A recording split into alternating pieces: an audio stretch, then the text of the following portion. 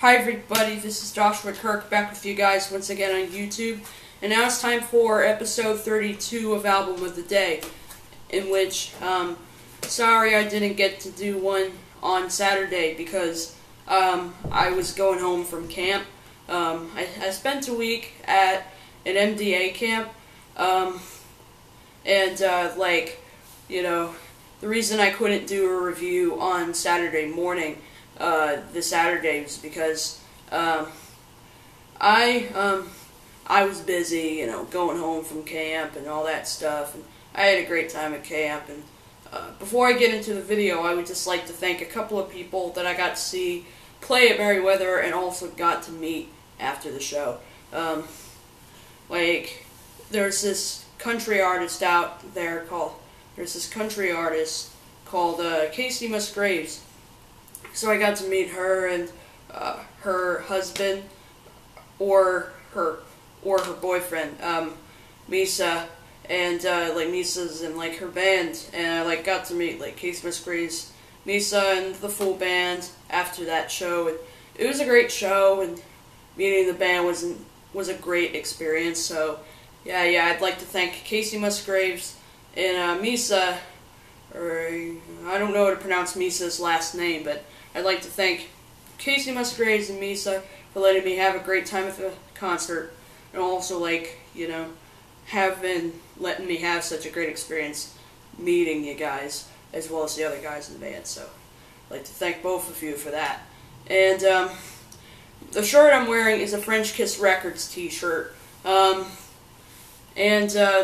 French Kiss Records sent me a bunch of CDs and this t-shirt, so I'd like to thank them once again for, sending me all that stuff. And I have a couple of tattoos that I got at camp.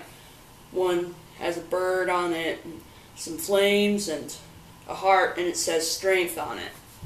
And since it's the Harley Davidson guys that gave me the tattoos, I have another one right here. It says Harley Davidson on it. So anyway, let's get on to the review. So today's artist that I'm going to review is a band that I'm pretty sure most of you music fanatics out there probably know of.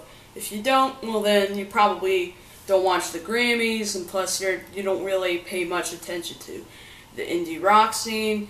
But I'm here to talk about sort of an indie band, maybe, or an alternative kind of band. I would call them more alternative, a more alternative rock band called The National. And they've been around since about 1999. They put out about 6 albums, including a Grammy Award-winning album called Trouble Will Find Me. They came out May of last year.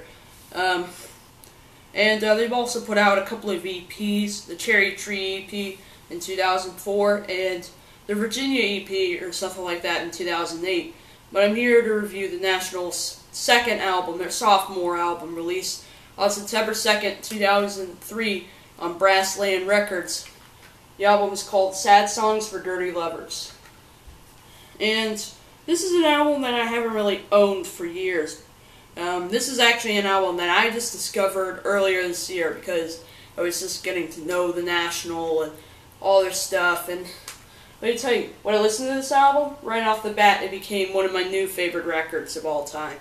This record, it has a more cohesive sound than their alt-country oriented self-titled debut album, which was out in 2001.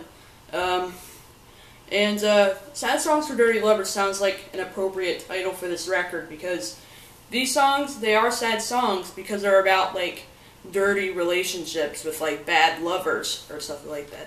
Anyway, here's the cover. I really dig this album art. Not sure exactly how they modeled out this cover art, but it still looks cool. Spine, the other spine, and the back. The songs on here are Cardinal Song, Slipping Husband, 90 Mile Water Wall, It Never Happened, Murder Me Rachel, Thirsty, Available, Sugar Wife, Trophy Wife, Fashion Coat, Patterns of Fairytales, and Lucky You. And it was released on Brassland Records. And the funny thing is, The National, they do have a website, but it's called AmericanMary.com, named after the song American Mary off of the self-titled debut album released in 2001. So like National forgot to change the name of the website, although they said they should have changed the name of their website to thenational.com. But sometimes it's good to just stick with the original name, so I can see why, you know, they just stuck with AmericanMary.com as their website. And there's a booklet in this thing, but it lacks lyrics and lacks a lot of attention to detail, but I'll just show you this little insert anyway.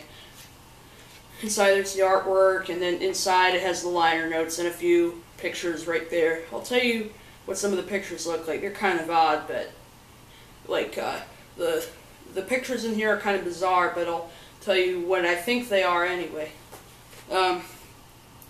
One of them in here kind of looks like the legs of like a girl in a bathtub holding a cigarette, it looks like.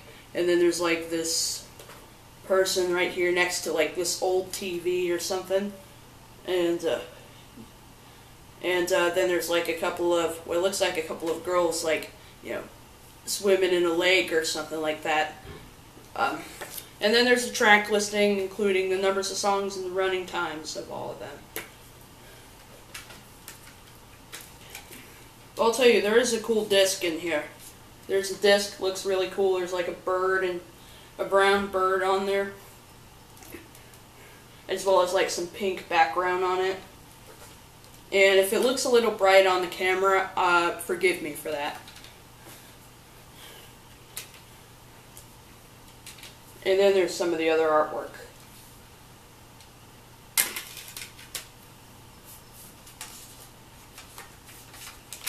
So that's the packaging of Sad Songs for Dirty Lovers by The National. Now, this album is definitely the album that introduced a more cohesive and a more edgy side to The National. It's one of Matt Berninger's better lyrical albums, I think. Like, it's about like a bunch of bad relationships with like dirty lovers, and the songs are like sad and have some melancholy to it. Like, if you feel really, you know, kind of not so great about your life, this is the album that's probably going to be kind of melancholy to you. I'm not a very sentimental person, but I am going through adolescence right now, so I think The National is the perfect band for me, lyrically, because, you know, life does sometimes seem to hold me back a little bit, and this is an album to sort of, and when I listen to music albums like this, it kind of shows that, like, the musicians I like to listen to pretty much agree with me that life can sometimes hold you back a little bit. So yeah, I think The National is kind of a band that's not really about, like, you know, they're the band that can write sad songs and like angry songs, but the likelihood of them writing a happy song is like impossible, pretty much. Like, yeah, because these songs may be about relationships, but, you know, they are about, like, relationships gone sour, and you know, plus it talks about, like, people, you know, doing things that, like, either, like, a family member or something tells them not to do, because they know it's not going to be good for them, and when when people realize that, they're like, yeah, those people were correct. That was not the right relationship for me. Like, you know, I kind of look at The National's lyrics as like that, but musically, it has lots of craftiness, and it's very cohesive and edgy. I mean, with all the synthesizers and stuff, it's almost impossible to build this album as, like, an alt-country record, because, sure, the first album by The National sounds alt-country, but this album, on the other hand, sounds a lot more experimental, because there's like Aaron Dessner and the producer Nick Lloyd, like, experimenting with, like, synthesizers and all kinds of stuff like that. And plus, I'm hearing things like violins and pianos and organs and vibraphones. I'm hearing all kinds of cool instruments on this album. So, aside from, like, that little analysis about The National and their musical craftiness and their lyrical content, let's go on to the songs on here. The first track on here is called Cardinal Song, and this is the longest song in the whole record. It's 6 minutes long, but it's a cool song despite its 6-minute length. It's kind of an intimidating number to like open the album. Like this is the kind of song where you might get a little anxiety about the fact that you may make this the first song on the record, because it's not the typical poppy affair that most albums these days would open with. Instead, it just kind of opens with this song, kind of lets everything breathe a little bit. And it has some cool little instruments on here. There's lots of different synthesizers swelling in the background, as well as some cool little, some cool little guitar riffs in the background too. Some really soft, like, bass and drums, and some drums in there. And Matt's voice kind of, gets in there. And Matt's voice sounds, pretty, sorrowful and, painful, pretty much. Like, for most of this album, it seems like Matt has kind of this, it seems like Matt's, like, happy to sing, but at the same time, it kind of seems like Matt is also feeling a little, choked up, a little shaky inside of him.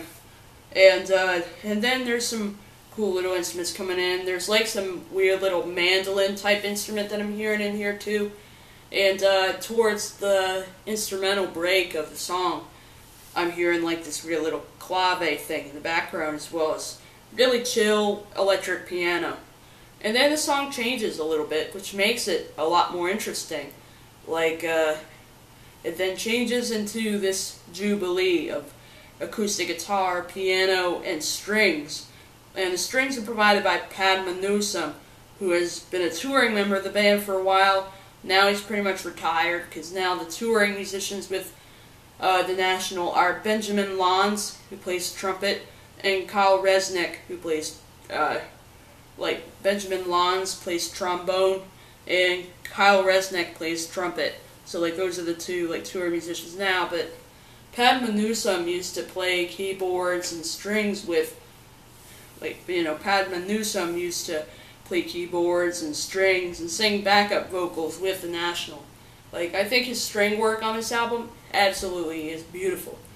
And, it's and then Matt's voice comes in singing lyrics about being confused as heck by, some dirty lover or something like that.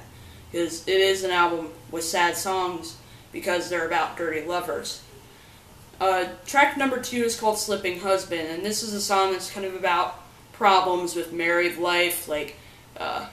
Matt's basically aiming the song at, this guy who's married to a woman who has children, who obviously, has lots of problems with the woman that he's married to, because, he's trying to not mess himself up, and he's trying not to, sleep with a dream, because he knows that he's only going to obsessively dream about her and dream about the problems that she has with the problems that he has with the woman that she's married with, and with all the problems with the woman that he's married to, obviously, because, married life can be kind of an emotional roller coaster a little bit. So this is kind of a song, about that. And musically the song has some pretty cool elements in it. Some really cool synthesizers, which are courtesy of maybe Aaron Dessner or something, because Aaron Dessner, he plays guitar and bass, but he does play keyboards in the band. So I think some of the keyboards on here, most of the keyboards on this album come from Nick Lloyd, but it seems that there are some additional ones provided by Aaron Dessner or something like that. There's these buzzing synthesizers in the background, not crazy bumblebee synthesizers, but rather just, some buzzing, kind of cohesive little synthesizers in the background. And it's paired with some great little electric guitar riffs from Aaron Dessner, as well as some classical guitars. It sounds like they come in towards the chorus, and some bass and drums. And then things get a little crazy by the end. Matt screaming at the end, and, Matt screaming by the end, Matt sings normal for most of it, but to really add the real kind of, anxiety and the real nervous energy to it, he, like Matt like screams the words at the end, pretty much. Which is a little bit of a surprise at first. But I think once you hear it, you realize how nervous energy can sometimes make an album more interesting and more exciting to listen to. Like, there are lots of music albums out there that are so good, they just make me feel alive when I listen to them. And this album seems to be one of them. So I think the screaming on here is actually a nice addition. I know some people don't like Matt when he screams, but I think it personally adds an extra little dynamic, extra little excitement and cohesiveness to the music by the National. Track number 3 is called 90 Mile Water Wall, and this is kind of like Americana and alt country, but not quite. This album, this song is kind of like, it kind of reminds me a little bit of stuff from the first album, but when the strings come in, it kind of, gets a little different, so yeah. And the strings on this song are really, really cool. I think this is some of Padma Newsome's best string work on the whole record, in my opinion. Like, sure, there are some great string works on this album, but this song contains some of the best. I think 90 Mile Water Wall contains some of the best strings on the whole record. And the song is kind of about how, it's kind of about like Matt kind of imagining this 90-mile water wall and wanting that to kind of, get him away from this, relationship, from this bad lover that obviously he got to know. Like, I assume these songs probably do come from personal problems a little bit.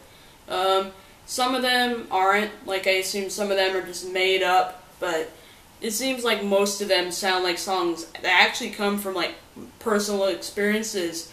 Like, it seems to come from Matt's actual point of view. It seems to come from Matt Berninger's actual point of view. Track number 4 is called It Never Happened. It's kind of a basic, acoustic and electric rock song. Not really like a heavy rock song, but like, it's pretty simple instrumentally. Like, it has simple acoustic and electric guitars and piano. It has simple acoustic and electric guitars, vocals, bass, drums, and piano on here.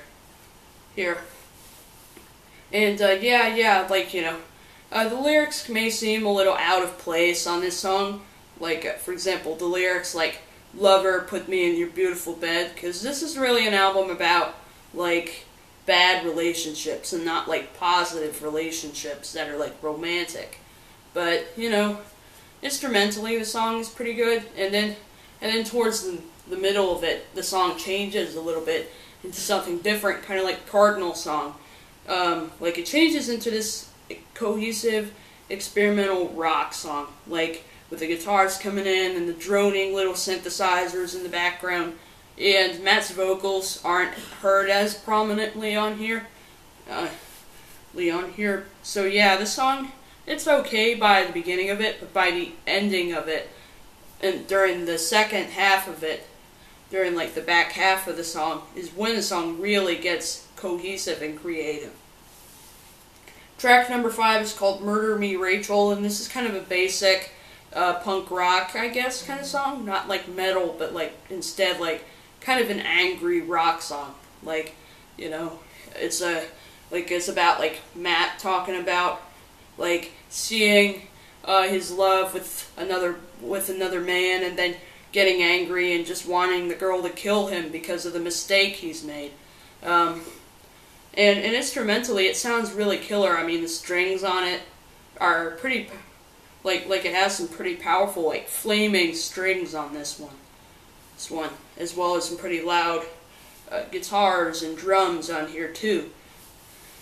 And Matt's like screaming a little bit by the end, which it totally makes sense, because this song is about like doing something wrong and getting angry and just wanting to die because of it. Track number 6 is called Thirsty, and this is a beautiful little like ballad. Like, it's a little more edgy. It has some chill little synthesizer sounds in there, as well as some nice little guitars, piano, and violin on here too. Like, I really like to hear the little combination of the acoustic and electric guitars on this song. And the piano work, which is provided by Lloyd on this album, like throughout the whole thing. Lloyd, the producer, does some nice piano work on here. And then coming by the end, there's some beautiful little strings coming in from Padma Newsome on here.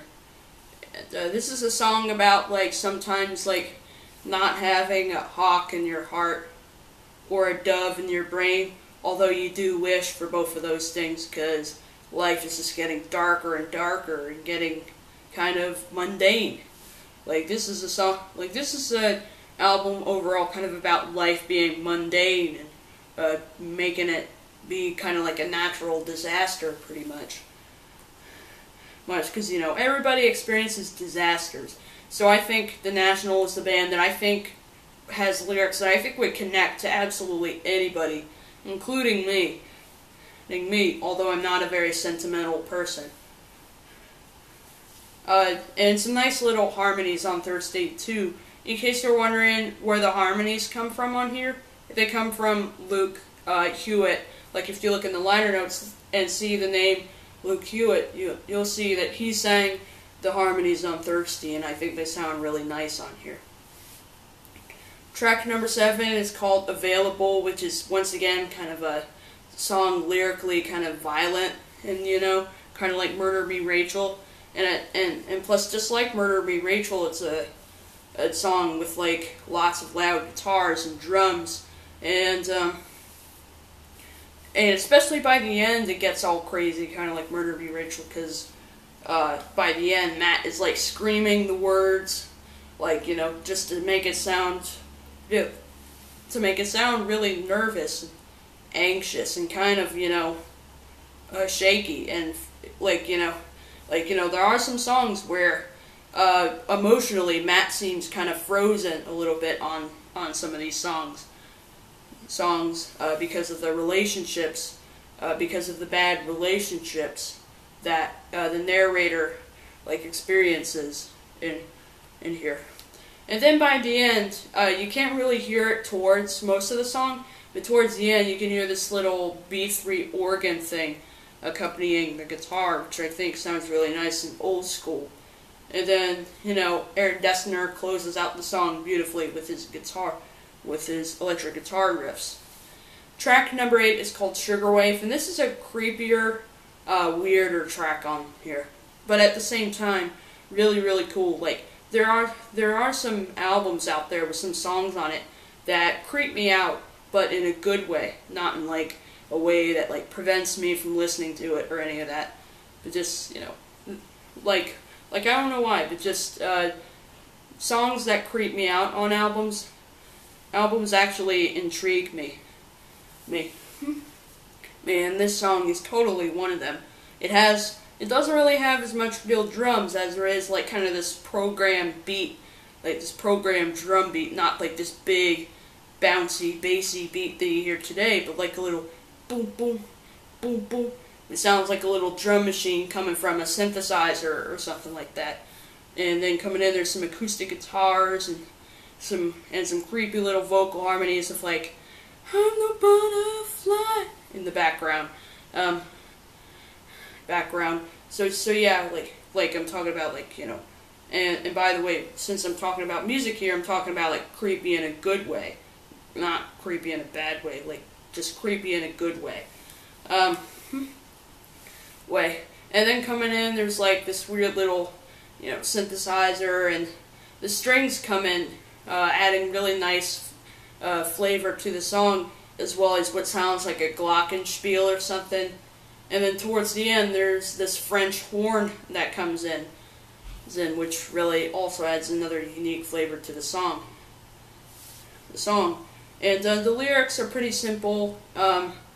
Like, you know, it's kind of a song about, like, simply a song about a girl, like, trying to make a miracle when the narrator tells them, you can't do it because you haven't been a good person to me. Track number 9 is called Trophy Wife, and it's kind of a song about these women who obviously, you know, wonder a lot and worry a lot, that kind of seem to be more like a trophy wife, pretty much. And in the background, there's really cool sounds to it. The guitars, bass, and drums sound great, as well as there's all kinds of like experimental synthesizer sounds in here too.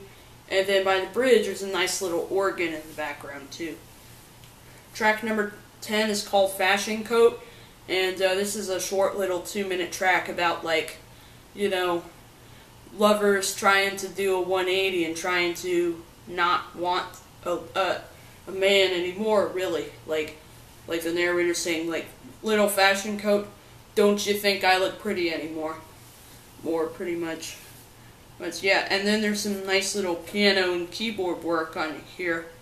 And the guitars, bass, and drums sound alright too, but the piano and Wurlitzer electric piano on here both sound excellent. Track number 11 is called Patterns of Fairytales, and once again, not a whole lot of real drums. Instead, kind of a drum machine, like coming from, sounds like a little drum machine programmed from like a synthesizer or something like that. Like, you know, I don't really remember a whole lot of the song, so I don't need to mention much of that song, Patterns of Fairytales. Like, I don't really remember the lyrics, but I'm gonna have to, you know, listen to that song again, pretty much. Yeah, so, yeah, I'm gonna have to listen to the song Patterns of Fairytales again sometime. Yeah, Patterns of Fairytales. And the closing track on here is called Lucky You, and musically, the song is excellent. Don't really remember what the lyrics are about, but the instruments on here sound excellent. I mean, there's the great little guitar riffs, bass, and drums. Some nice little piano work, and by the middle of it, do I hear a vibraphone in the middle of it? If I do, nice. It sounds like, I think I'm hearing a vibraphone. I definitely assume that's what I'm hearing. Or it could be hearing something else, but I'm definitely sure it's a vibraphone. Although the National's rolls are not included in the packaging of this album, so it's kind of hard to tell a little bit. But every time I hear an instrument, like a cool, unique instrument, I get excited, because I know that, you know, albums with lots of unique instruments and sounds just, you know, intrigue me and just excite me. So this is an album that's a perfect example of that. Production-wise, very well crafted, not overproduced, very well done. I think Aaron Dessner's, you know, music writing ideas are excellent, as well as Matt's vocal duties and like just excellent lyrics coming, and just some killer lyrics coming from Matt. So yeah, production-wise, it's great. Like musically is excellent, and lyrically is excellent too. So this is an album that doesn't really have any bad songs on it. There's not a whole lot of bad throwaway moments on this album, so I'm probably going to give this one 9 out of 10. It's a great album, and if you've never heard of the National, if you've never heard of the National, this probably wouldn't be too bad of an introduction to the National if you're new to them. Although other people would probably recommend Boxer or Alligator, which I don't have either of those albums, but I've heard great things about both of them, so I'm gonna see if I can get my hands on both of those albums. Or you can start with their latest album, Trouble Will Find Me. In fact, Trouble Will Find Me was pretty much my introduction to the National. I had never really heard of them before that out. Like, I had never really heard of the National before Trouble Will Find Me was out, but as of right now, I really like the National. I've really gotten into their music, and this album's highly recommended if you're into music.